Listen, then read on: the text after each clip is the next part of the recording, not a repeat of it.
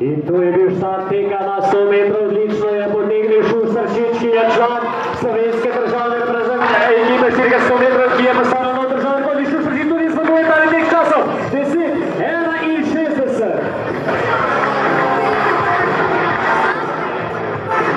In upamo, da je tudi z Matevžom vse v redu, tudi po tem teku.